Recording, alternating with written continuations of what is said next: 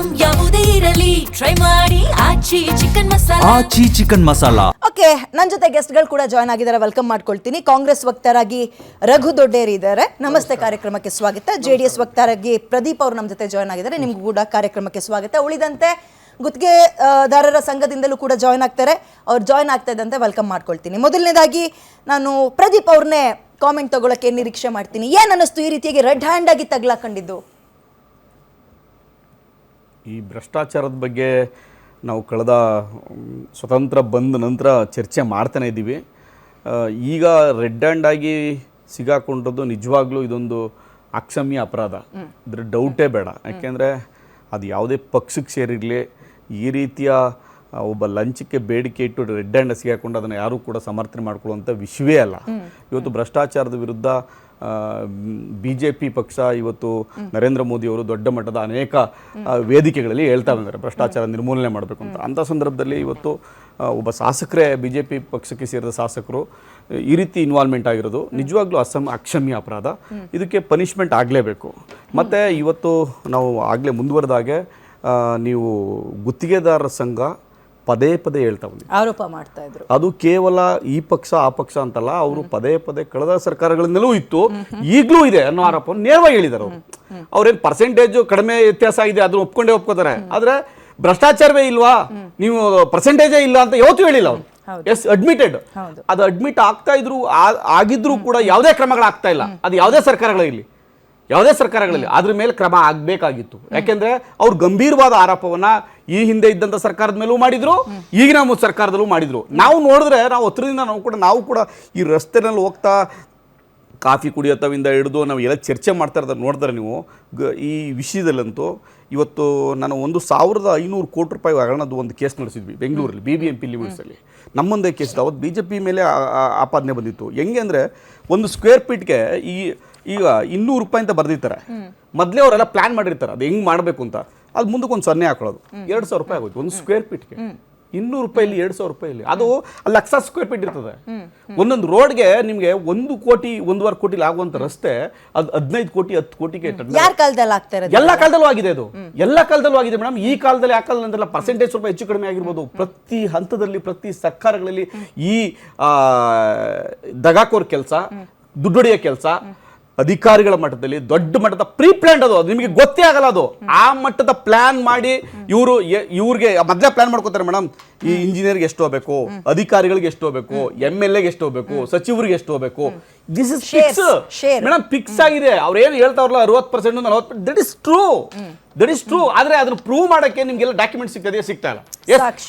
ಅದು ಈ ಹಂತಕ್ಕೆ ಎಲ್ಲ ಅಲ್ಲೊಂದು ಇಲ್ಲೊಂದು ಸಿಗ್ತಾ ಇದೆ. ಆದ್ರೆ ಇದು ರಾಜಾರೋಷವಾಗಿ ಕಳೆದ ಸರ್ಕಾರಗಳು ಎಲ್ಲ ಸರ್ಕಾರಗಳಲ್ಲಿ ನಡೀತಾ ಇದೆ.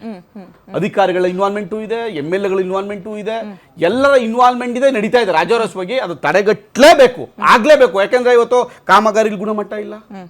ಯಾವುದೇ ಕಾಮಗಾರಿ ತಗೊಳ್ಳಿ, ಇವತ್ತು ನೀವು ಅದಾರು ಮೊನ್ನೆ ಈಗ KR ಪೇಟೆ ನೆನ್ನೆ ನೋಡಿ, ಒಂದು KR ನಗರದಲ್ಲಿ ಶಾಸಕರ ಮಿಸ್ಸಸ್ಸು ಹೋಗ್ತಾವ್ರೆ, ಅಡ್ಡ ಹಾಕ್ಬಿಟ್ಟು ಕೇಳಿದ್ದಾರೆ, ನೋಡಿ ಇಂಥ ರಸ್ತೆ ಮಾಡಿದ್ದಾರೆ ಅಂತ.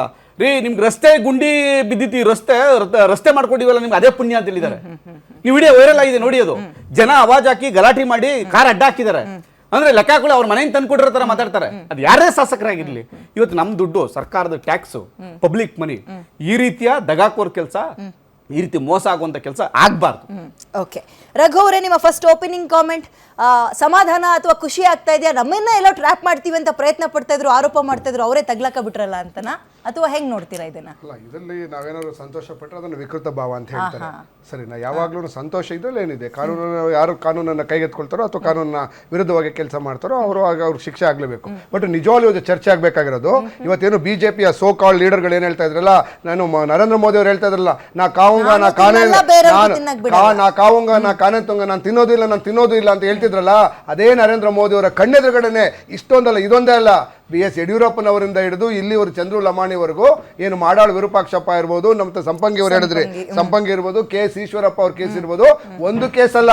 ಬಿಜೆಪಿ ಅಂದ್ರೆ ಭ್ರಷ್ಟಾಚಾರ, ಭ್ರಷ್ಟಾಚಾರ ಅಂದ್ರೆ ಬಿಜೆಪಿ.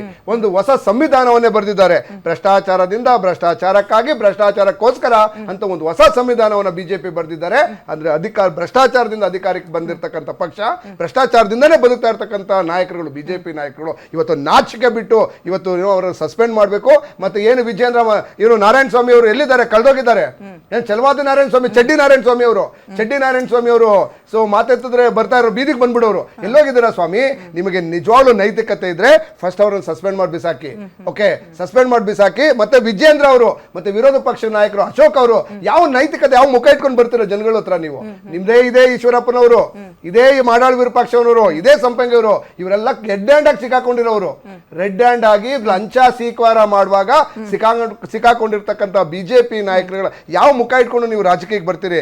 ದಯವಿಟ್ಟು ಬಿಜೆಪಿ ಅಂದ್ರೆ ಈ ರಾಜ್ಯ ಜನ ನೋಡಿದ್ದಾರೆ. 2023ರಲ್ಲಿ ಬಿಜೆಪಿಯನ್ನು ಹೊರಗಡೆ ತೆಗೆದಾಕಿದ್ದು ಈ ಭ್ರಷ್ಟಾಚಾರದಿಂದನೇ. ಒಂದು ರೇಟ್ ಕಾರ್ಡ್ ಅನ್ನು ಫಿಕ್ಸ್ ಮಾಡ್ಕೊಂಡಿದ್ರು ಬಿಜೆಪಿ ಅವರು. ವಿಜೇಂದ್ರ ಟ್ಯಾಕ್ಸು, ಯಡಿಯೂರಪ್ಪ ಏನು ಈಶ್ವರಪ್ಪ ಟ್ಯಾಕ್ಸು, ಆ ರೀತಿ ಒಂದು 100 ಟ್ಯಾಕ್ಸ್ಗಳಿದ್ದು A to Z 26 ಟ್ಯಾಕ್ಸ್ಗಳನ್ನು ಬಿಜೆಪಿ ಒಂದು ರೇಟ್ ಕಾರ್ಡ್ ಅನ್ನ ಫಿಕ್ಸ್ ಮಾಡಿಕೊಂಡು ಒಂದು ಟ್ರಾನ್ಸ್ಫರ್ ಇಂದ ಹಿಡಿದು ಮತ್ತೆ PSI ಹಗರಣ ಇರ್ಬೋದು. ನೀವು ಹಗರಣ ಅಂದ್ರೆ ನೀವು ಒಂದು 2019 ಇಂದ 23 ಒಂದು ದಿನ ಯಾವ್ದಾದ್ರು ಒಂದು ಭ್ರಷ್ಟಾಚಾರದ ಪೇಪರ್ ಬಂದಿರೋ ಹಳೇದೊಂದು ಗಾದೆ ಇತ್ತು. ಏನಂತ? ಸಾವಿಲ್ಲದ ಮನೆಯಲ್ಲಿ ಸಾಸಿವೆ ತನ್ನಿ ಅಂತ. ಭ್ರಷ್ಟಾಚಾರ ಇಲ್ದಿರೋ ದಿನ ಬಿಜೆಪಿ ಸರ್ಕಾರದ ಅವಧಿಯಲ್ಲಿ ಭ್ರಷ್ಟಾಚಾರ ಇಲ್ದಿರತಕ್ಕಂಥ ಅಡ್ವರ್ಟೈಸ್ಮೆಂಟ್ ಪೇಪರ್ ಅನ್ನ ತನ್ನಿ ಅಂತ ಒಂದು ಆ ಗಾದೆನ ಹೊಸದಾಗಿ ನಾವು ಮಾಡಿಫೈ ಮಾಡ್ಕೊಳ್ಬೇಕಾಗ್ತದೆ. ಆ ಮಟ್ಟದಲ್ಲಿ ಭ್ರಷ್ಟಾಚಾರವನ್ನ ಮಾಡಿ ಇಡೀ ರಾಜ್ಯವನ್ನ ಕೊಳ್ಳೆ ಹೊಡೆದು ಇವತ್ತು ಮತ್ತೊಮ್ಮೆ ಅದು ವಿರೋಧ ಪಕ್ಷದಲ್ಲಿದ್ದಾರೆ. ವಿರೋಧ ಪಕ್ಷದಲ್ಲಿದ್ರು ಕೂಡ ಈ ರೀತಿಯ ಕಳ್ಳತನ ಮಾಡಿಕೊಂಡು ಭ್ರಷ್ಟಾಚಾರವನ್ನ ಮಾಡ್ಕೊಂಡಿದ್ದಾರೆ ಅಂತಂದ್ರೆ ಬಿಜೆಪಿಯ ಮೂಲ ಗುಣ ಏನಿದೆ, ಪಾರ್ಟಿ ವಿತ್ ಡಿಫರೆನ್ಸ್ ಅಂತ ಕೇಳಿಸ್ಕೊಳ್ಳಿ. ವಿದ್ಯಾ ಹೇಳ್ಬಿಡ್ತೇನೆ, party with difference, we are here, ದೇಶ ಮೊದಲು ಅಂತ. ನಾಚಿಕೆ ಆಗಲ್ಲ ನಿಮ್ಗೆ ಈ ಮಾತುಗಳು ಹೇಳೋದಕ್ಕೆ? ಜನರು ಚೀಮಾರಿ ಹಾಕೋದಕ್ಕೆ ಮೊದಲು ಅವರನ್ನು ಫಸ್ಟ್ ನೀವು ಪಕ್ಷದಿಂದ ಉಚ್ಚಾಟನೆ ಮಾಡಿ. ನಿಜವಾಗ್ಲೂ ಬಿಜೆಪಿ ಅವ್ರಿಗೆ, ಆರ್ ಅಶೋಕ್ ಅವ್ರಿಗೆ, ನಮ್ಮ ಚಡ್ಡಿ ನಾರಾಯಣ ಸ್ವಾಮಿ ಅವ್ರಿಗೆ ಏನಾದ್ರು ನೈತಿಕತೆ ಇದ್ರೆ, ಅವ್ರಿಗೆ ನಿಜವಾದ ನೈತಿಕತೆ ಇದ್ರೆ ಇವ್ರನ್ನ ಸಸ್ಪೆಂಡ್ ಮಾಡಿ ಹೊರಗಡೆ ಹಾಕ್ಬೇಕೇನು ಹೇಳ್ತಾರೆ? ಎಸ್, ಮೋದಿ ಅವರು ನಾನು ತಿನ್ನಲ್ಲ, ತಿನ್ನೋರ್ಗೂ ಬಿಡಲ್ಲ ಅಂತ ಹೇಳ್ಕೊಂಡು ಬಂದ್ರು ಸ್ಲೋಗನ್ನ. ಬಟ್ ಬಿಜೆಪಿ ಭ್ರಷ್ಟಾಚಾರ ಹೇಳಿದ್ರು. ಓಕೆ ಆಯ್ತು, ಅಲ್ಲ ಬರ್ತೀನಿ. ಆಮೇಲೆ ನೀವು ಒಬ್ಬೊಬ್ರದ್ದೇ ಹೆಸರು ಹೇಳ್ತಾ ಬಂದ್ರಿ, ಸಂಪಂಗಿ ಅವರು, ಮಾಡಾಳ್ ಅವರು, ಈಗ ಇವರು. ಇದರ ನಡುವೆ ನಾವಿಲ್ಲಿ ಗಮನಿಸಬೇಕಾಗಿರೋದು ಏನಪ್ಪ ಅಂದ್ರೆ ಪರ್ಟಿಕ್ಯುಲರ್ ಆಗಿ ಒಬ್ಬೊಬ್ರು ತಗ್ಲಾಕೊಳ್ತಾ ಇದ್ದಾರೆ ಬಿಜೆಪಿಯಲ್ಲಿ. ಕಾಂಗ್ರೆಸ್ ಅಂತ ಹೋದ್ರೆ ಆರೋಪಕ್ಕೆ ಇಲಾಖೆಗಳೇ ಹಗರಣದಲ್ಲಿ ಮುಳುಗೋಗಿದಾವೆ ಅಂತ ಅವ್ರು ಕೇಳ್ತಾರೆ. ಅವಾಗ ಏನಂತೀರಿ? ಎಕ್ಸಾಂಪಲ್ ವಸತಿ, ಎಕ್ಸಾಂಪಲ್ ಅಬಕಾರಿ, ಎಕ್ಸಾಂಪಲ್ ಮೀಟರ್ ಬೋರ್ಡ್. ಒಂದ್ ನಿಮಿಷ ಎಲ್ಲಿದೆ ಈ ಪ್ರಶ್ನೆಗೆ ನಾನು ಬರ್ತೀನಿ. ಅದಕ್ಕಿಂತ ಮುಂಚೆ ಮಾಡ್ತೀನಿ, ನೀವೇ ಉತ್ತರ ಕೊಡ್ಬೇಕು ಅದಕ್ಕೆ. ಈಗ ತಾನೇ ನಮ್ಮ ಜೊತೆಗೆ ಸಾಮಾಜಿಕ ಹೋರಾಟಗಾರರು ದಿನೇಶ್ ಕಲ್ಲಳ್ಳಿ ಜಾಯ್ನ್ ಆಗಿದ್ದಾರೆ. ದಿನೇಶ್ ಅವರೇ, ನನ್ನ ಧ್ವನಿ ಕೇಳಿಸ್ತದೆ ಅನ್ಕೊಳ್ತೀನಿ. ನಮಸ್ಕಾರ, ಕಾರ್ಯಕ್ರಮಕ್ಕೆ ಸ್ವಾಗತ ತಮಗೆ. ಈ ರೀತಿಯಾಗಿ ರೆಡ್ ಹ್ಯಾಂಡ್ ಆಗಿ ತಗ್ಲಾಕೊಳ್ಳೋದಿದೆಯಲ್ಲ, ಇದ್ರಂತ ದೊಡ್ಡ ಶೇಪ್ ಔಟೇ ಇನ್ನೊಂದಿಲ್ಲ. ಅವರೊಬ್ಬರಿಗಲ್ಲ, ಇಡೀ ಪಕ್ಷಕ್ಕೆ ಮುಜುಗರ ಇದು. ಇದನ್ನ ನೀವ್ ಹೆಂಗ್ ನೋಡ್ತೀರಿ ಒಬ್ಬ ಸಾಮಾಜಿಕ ಹೋರಾಟಗಾರರಾಗಿ?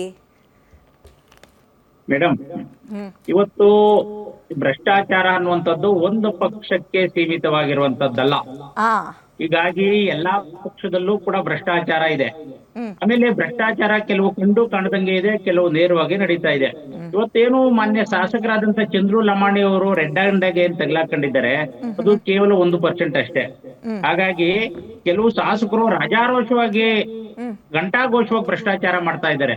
ಅದನ್ನ ಯಾವ್ದನ್ನು ಕೂಡ ಲೋಕಾಯುಕ್ತರು ಗಂಭೀರವಾಗಿ ಪರಿಗಣಿಸಿ ದಾಳಿ ಮಾಡೋದಾಗ್ಲಿ ಇದನ್ನ ಮಾಡೋದಾಗ್ಲಿ ಮಾಡ್ತಾ ಇಲ್ಲ.